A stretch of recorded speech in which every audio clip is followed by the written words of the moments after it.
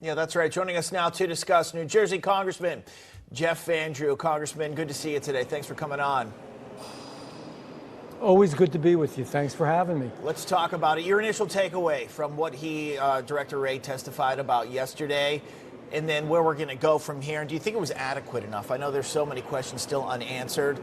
We're kind of getting far out from when the shooting happened. I think Americans want some real answers. Well, you know, the more we know, the more questions there are. I was intimately involved in the biggest rally that President Trump has ever had, which was in Wildwood, New Jersey. And, you know, we wanted to make sure that it was big, that it was good, and obviously that it was safe. But I have to say, in that rally that we had in New Jersey with over 100,000 people, there was coordination between all of the agencies. There was coordination between the Sheriff's Department locally, between the local police forces in multiple jurisdictions, between Secret Service and many other entities that were there. They had people, we had the rally on the beach. They had people out in the ocean that were making sure everything was safe so there wasn't a shooter. They had people behind. There was that iconic picture of all the beautiful rides and the boardwalk and everything. They had people located at many different locations there to make sure that everything would be okay. So different what happened in Butler. It seems so lax. The fact that the shooter was not only there for a few minutes before, he had been doing reconnaissance on this area for days. He had been looking at it. He'd been up there. They had seen him. We found out yesterday from Christopher Wray, they actually had pictures of him there. Why he was allowed to be there, even though it was slightly outside the perimeter, is very questionable. Why, when actual people who were just the public noticed that he was up there and yet nothing was done, is certainly a major question. There are a good number of questions. The people that were around the president, some of them seemed, in all honesty, a little too small to protect him. Why was that? Seems such a different experience from what we had in Wildwood.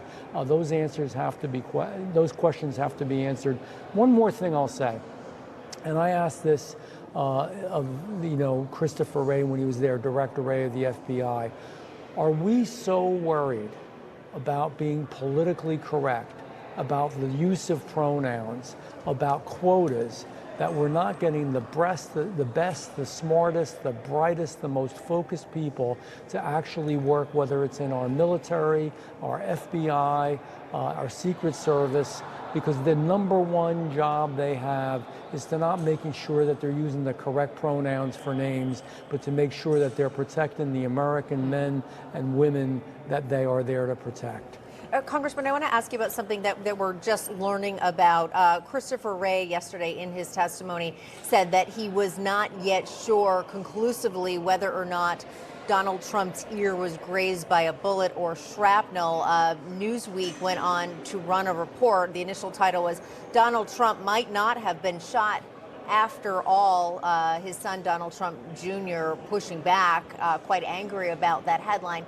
Your reaction to that, is that careless? Does that minimize the severity and danger of what happened? Well, there are those that are going to try to minimize anything to do with Donald Trump and are going to try to hurt him. He was obviously shot. He heard it. They even showed the trajectory of the bullet. And obviously a piece of his ear, a little less of an inch, that was actually shot, and a chunk was taken out. And they couldn't even suture anything together because a chunk was taken out. The point is, if he hadn't turned his head, Donald Trump probably would not be with us to this day. And in the beginning, you remember, in the beginning they said, well, it was a shooting or an attempt. They wouldn't say what it really was, which was an assassination attempt. And what we do need to know is why, when the Trump administration and when Donald Trump himself and the people around him said that he needed more and better protection, at times he was denied that protection, as well as Robert F. Kennedy Jr. He should have gotten the protection that he needed.